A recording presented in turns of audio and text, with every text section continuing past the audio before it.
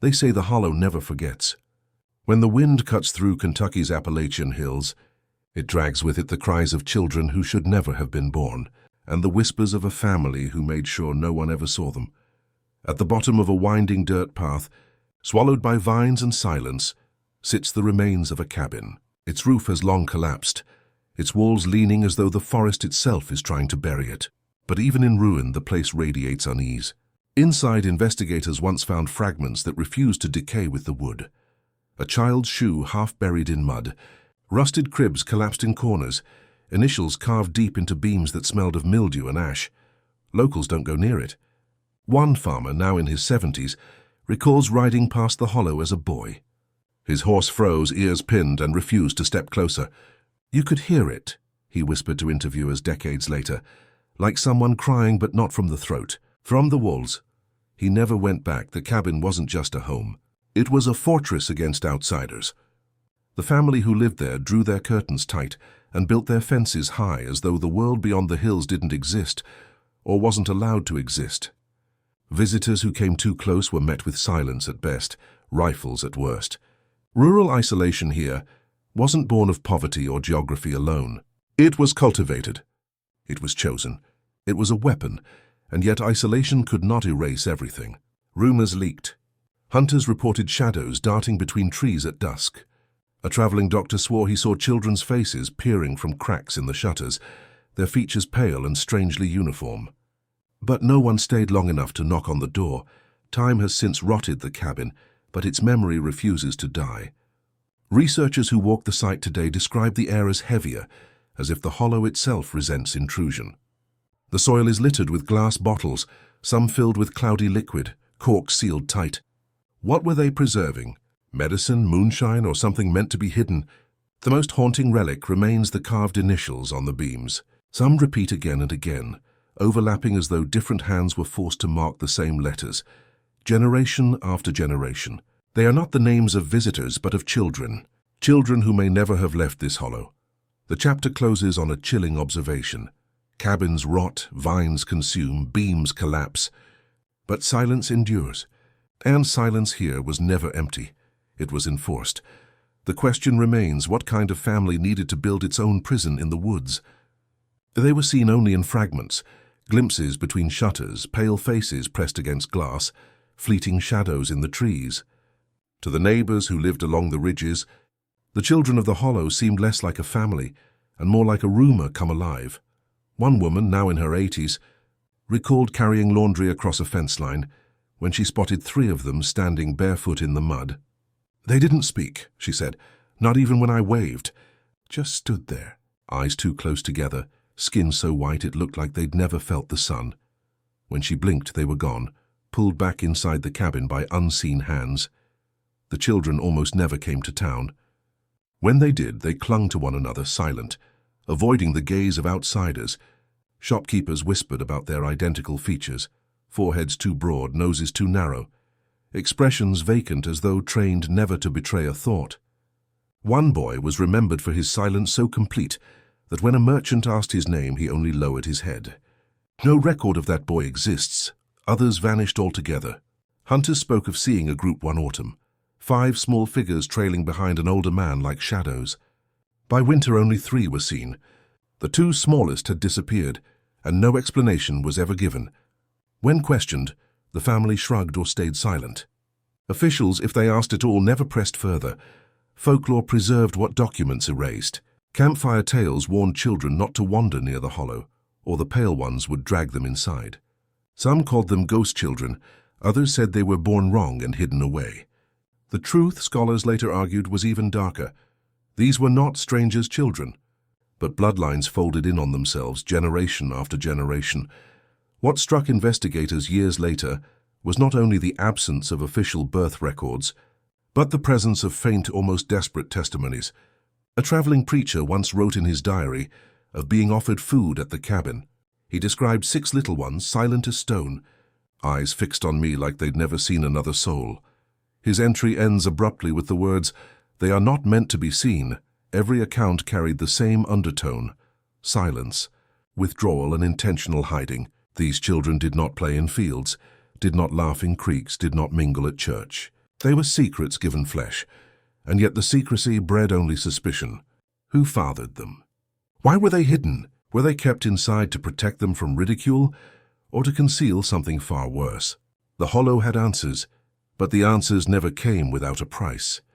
At the center of every whisper, every hushed account of the Hollow, stood a figure the locals refused to name.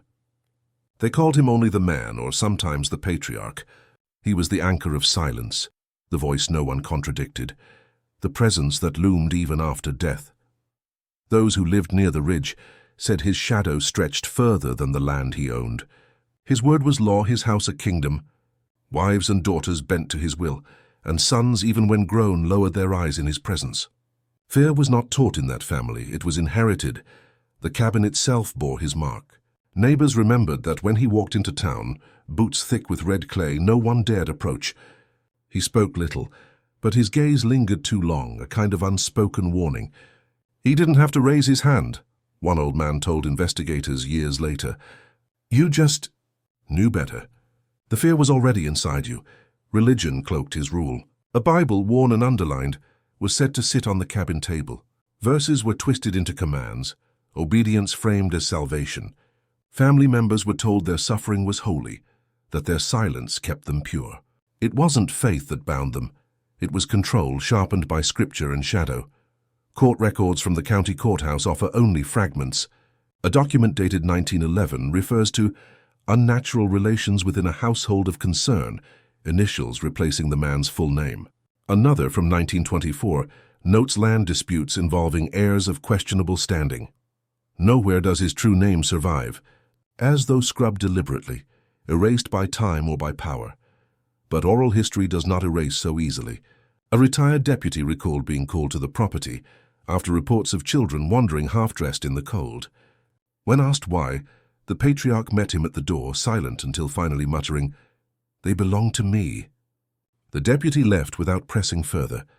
Decades later, his voice still trembled when repeating the words. Those who dared to question too much often moved away, or stayed silent. One preacher's wife remembered seeing a girl, no more than 14, carrying an infant on her hip, her face blank. Her eyes, she said, looked like they had no end. What unsettles researchers most is the absence of his grave. Though he died sometime in the mid-20th century, no marked burial exists. Some claim his body was laid in the woods behind the cabin. Others say he was burned, his ashes scattered to keep outsiders from digging. And so his name fades, but his rule lingers. In every account of the hidden children, in every whispered story of the cabin, the patriarch is there, unseen, unnamed, and yet inescapable. Who was he? Why does history refuse to keep his name? The answer lies not in the living, but in what the land itself remembers. The cabin did not fall quiet after the patriarch's death. If anything, its silence deepened. His children had inherited more than land or bloodlines. They had inherited his law: speak nothing, trust no one, let no outsider cross the threshold. Neighbors told stories of children who seemed fragile from birth, skin pale as ash, limbs thin as saplings. Some never spoke a word, even into adolescence. Others carried deformities that the town physician whispered were the mark of blood too close. Yet when doctors offered help, the family barred the doors. "We don't take strangers' medicine," they said. Those who insisted were chased from the property with rifles raised. Isolation was no longer survival. It had become ritual. A midwife who delivered one of the last infants in the Hollow described a child born limp, struggling for breath, its face pressed against its mother's chest. "I begged them to take him to the hospital," she later recalled. The old women shook their heads. They said the Hollow takes care of its own. Within days, the baby was gone. No grave was marked, no prayers said. Only silence remained. Generational trauma seeped into the very walls of the house. Visitors described hearing creaks where no one walked, the faint echo of cries carried down from the attic. One traveler, lost in the mountains, stumbled onto the property and was warned off by a young man whose speech was halting, words broken. His face carried the unmistakable features of someone trapped by ancestry. The traveler left quickly, later telling a sheriff he had felt as though the land itself wanted him gone. What remains haunting is the persistence of secrecy. Court documents that might have revealed medical conditions or school attendance records are conspicuously absent. Entire decades of the family's history vanish from county ledgers, as if an unseen hand had swept clean the paper trail. But memory cannot be erased as easily. Distant relatives, those who escaped the hollow, spoke decades later of the psychological scars. Some battled visions in the night, dreams filled with locked rooms and muffled screams. Others lived with a shame they could not explain, as though their very blood carried a weight too heavy to bear. Generations lived and died inside that hollow, bound not by love, but by silence. Outsiders may wonder why no one left, but for those raised in the shadows, the silence was not just a rule, it was survival. And still the question lingers: what truths were buried with the unnamed children? The answers lie hidden, sealed in a lineage that chose secrecy over salvation. The whispers grew darker when investigators uncovered accounts of marriages that should never have existed. Children taken as brides before their voices had even changed. Pregnancies hidden behind the rotting beams of the hollow's cabin. Neighbors remembered the girls, small, fragile, their hair braided tightly, their eyes cast downward whenever outsiders passed. They did not speak in public, not even to one another. When questions were asked, the answers came from older men, uncles, fathers, grandfathers, who insisted that family matters stayed within family walls. What no one admitted aloud, but everyone suspected, was that the lines between father, brother, and husband had blurred beyond recognition. One county clerk stumbled across a marriage certificate dated 1912. The bride's age was recorded as just 12 years old. But even that number, some argued, was generous. "I saw her once," an elderly witness recalled decades later. "She was no older than 10, barely tall enough to reach the windowsill." The husband's name was recorded only by initials, scrubbed of identity, shielded from accountability. Inside the hollow, pregnancies appeared as suddenly as they vanished. Midwives whispered of swollen bellies hidden beneath oversized dresses, of birth that took place in silence, behind boarded doors. Babies were delivered into a world where shame was buried as quickly as the afterbirth. And the girls who bore them returned to chores within days, their bodies broken, their voices stilled. Historians argue that this was not an isolated horror. Across rural America in the late 19th and early 20th centuries, records show girls as young as 9 entered forced unions, often arranged to consolidate land, silence scandal, or preserve bloodlines. In isolated mountain communities, the practice was not only tolerated, it was normalized. Poverty, distance from law, and the suffocating grip of patriarchal rule made these forgotten brides invisible to the outside world. The tragedy is not only in their stolen childhoods, but in their erasure. Few photographs exist, and fewer graves bear their names. What remains are fragments, a faded ledger, an anonymous birth record, a whispered recollection of a girl who never lived long enough to see adulthood. One researcher uncovered a chilling phrase repeated in local oral history: "She became a wife before she became a woman." And here lies the most unsettling truth. While society condemns the hollow as an outlier, its practices mirrored a wider, forgotten history across America. In some counties, child brides were not the exception. They were the rule. The cabin in the hollow was merely a reflection of a much darker national silence. What other stories, lost in courthouse basements and family Bibles, still remain hidden?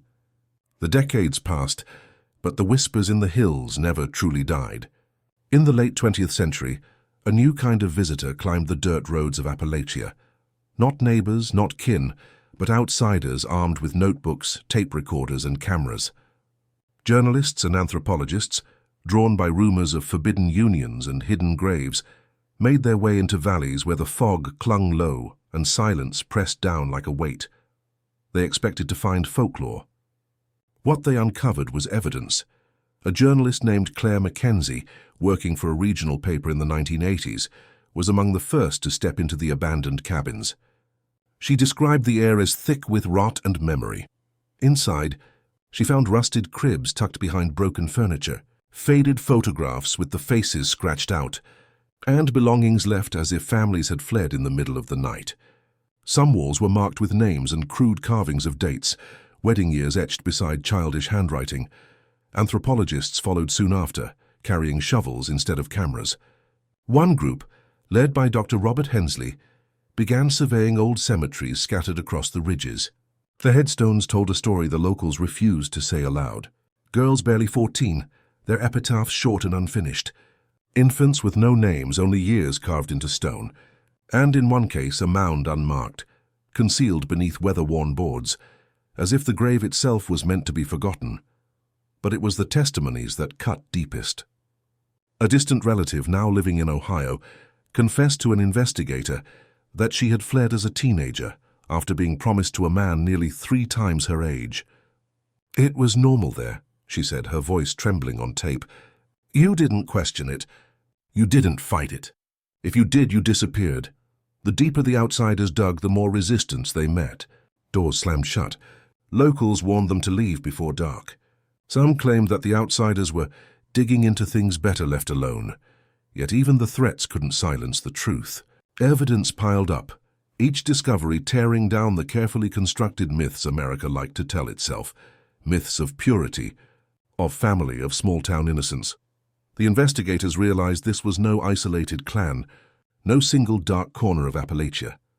The practices stretched across rural pockets of the nation, hidden by isolation and silence. What they were uncovering was not just one story, but an entire chapter of America's past, one it refused to acknowledge. Claire Mackenzie later wrote in her notes, "Never published but preserved in an archive, it is a bloodline intentionally hidden, a scar America has covered with makeup and Sunday sermons. But scars don't fade. They wait to be found. And the question lingers still. How many graves lie undiscovered? How many stories erased? How many families rewritten to conceal the forbidden?" The hills remain silent, but the silence is not empty. It is heavy, holding secrets that investigators only began to scrape away. The hills held their silence for generations, until one mistake, a door left unlocked, a child wandering too far, shattered the secrecy that had shielded the bloodline. It was the late 1990s when a county social worker, responding to an anonymous tip, followed a winding trail into a forgotten hollow. What she found was not a home, but a ruin. The cabin leaned against the hillside, its boards weather-beaten and its windows covered in tin sheets that rattled against the wind. The smell of mildew and damp earth seeped from within, as though the house itself was decomposing. From that cabin stumbled a boy, barefoot, his hair matted, his clothes little more than rags. His speech was a tangle of half-formed words, guttural sounds more animal than human. Witnesses said he flinched at the sight of strangers, shielding his face as if even eye contact were dangerous.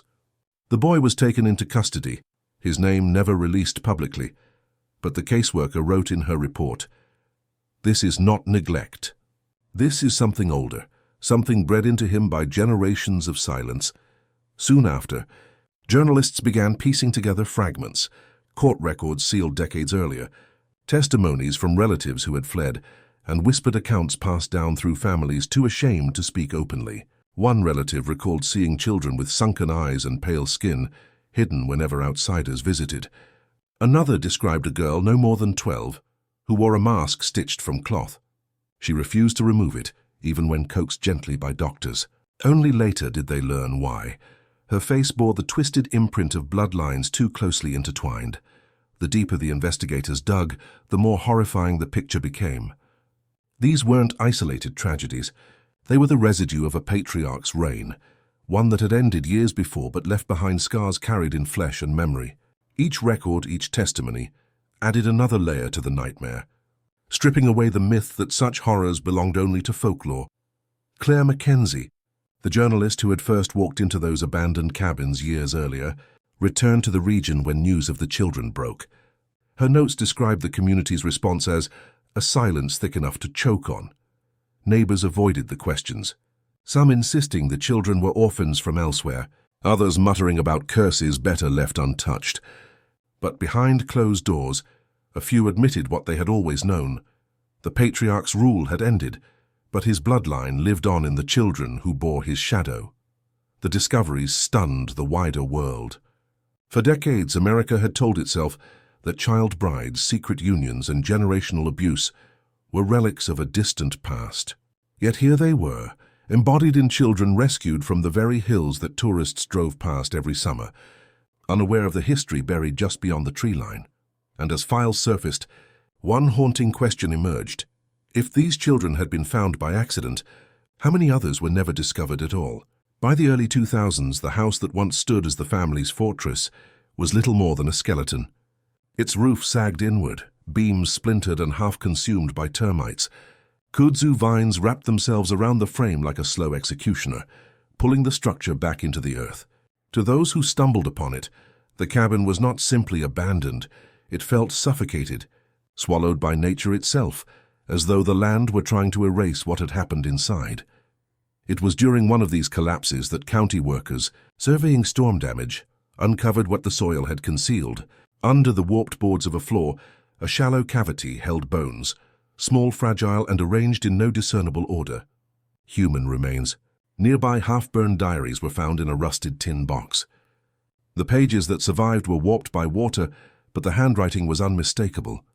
Jagged scrawls by children, their grammar fractured, their voices trembling even through ink. One entry read, "We mustn't speak. He hears even when he sleeps."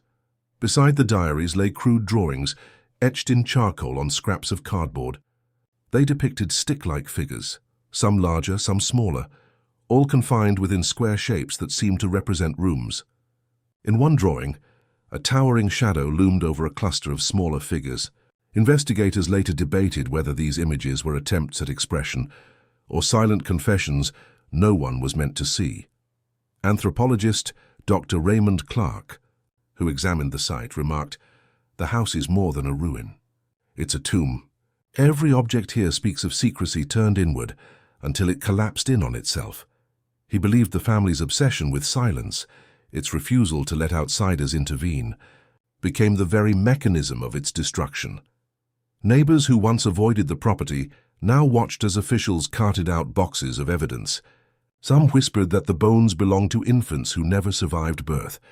Others claimed they were children, sent back to God when their deformities betrayed the family's secret.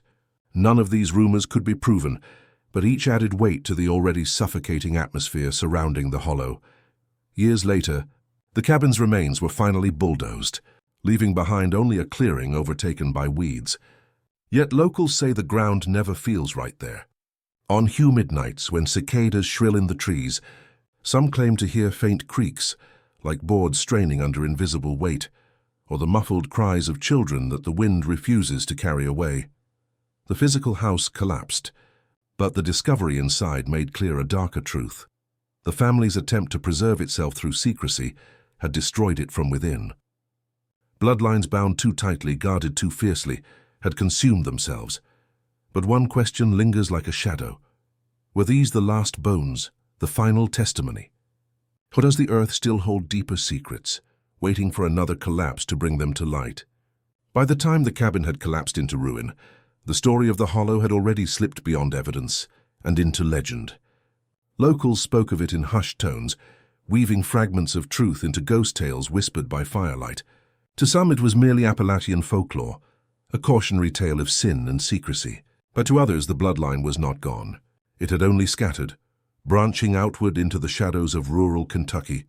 Residents in neighboring counties began to share sightings, pale, withdrawn families keeping to themselves, their homes tucked deep within overgrown paths where mail carriers refused to travel. One retired sheriff recalled answering a call in the 1980s about children that didn't look right.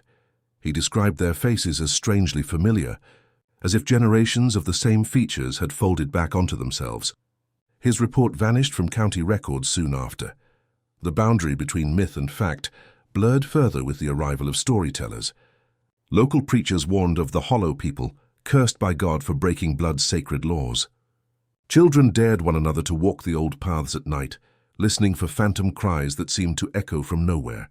Yet buried among the ghost stories were police reports, trespassers chased off with shotguns, strangers who vanished after straying too close to the hollow, unexplained bones found during rural construction. Dr. Ellen Margrave, a folklorist from Louisville, once spent a summer cataloging these accounts.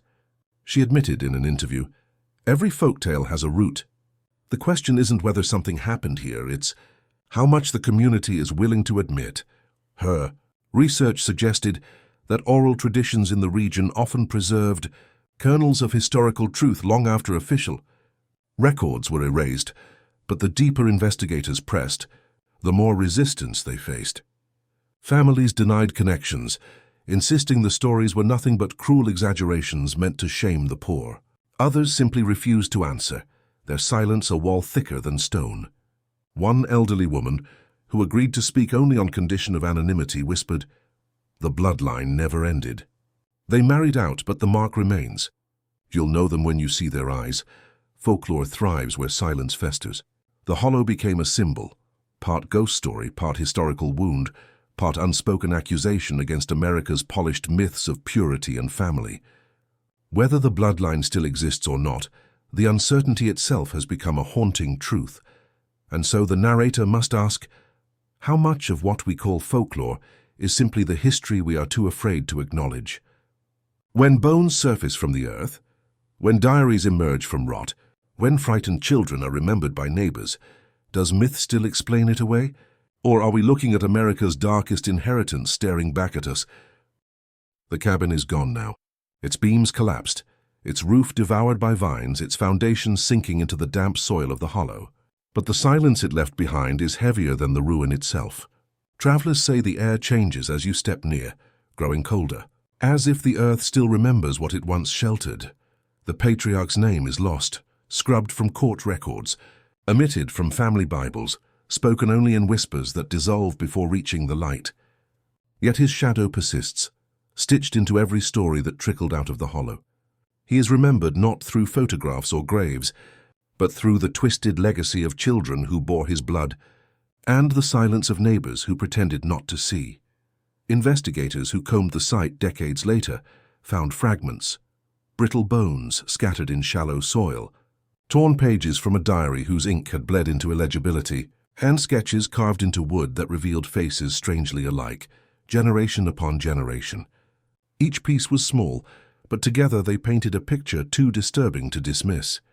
For some, this was never just a family's hidden tragedy. It was a reflection of what festers when rural isolation hardens into law, when power flows unchecked through one man, and when silence is chosen over truth. The hollow became a mirror, not of myth but of America itself, a reminder that beneath the polished image of frontier purity lay darker, forbidden practices no one wished to name. The bloodline may have dissolved, scattering outward into anonymity, but traces remain. A child with uncanny features glimpsed in a forgotten county school photograph. A relative who recalls stories of cousins that didn't come outside and were kept upstairs. Oral history clings to the edges of Appalachia, refusing to die even as official records deny it. Dr. Ellen Margrave once wrote, "We do not decide which history survives. We only decide which history we acknowledge."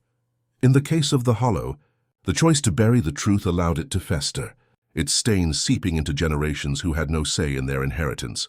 And so the story endures, not as a myth, not as a warning told to frighten children, but as a chilling truth carved into the land itself, that blood, when bound too tightly, destroys what it seeks to preserve. The patriarch is gone, the cabin is ruin, but the children born from shadows remain. Echoes of a legacy America still struggles to face. Perhaps the most unsettling question is not what happened in the hollow, but whether those shadows ever truly ended. For if they continue, hidden in plain sight, haunting Kentucky's forgotten bloodlines,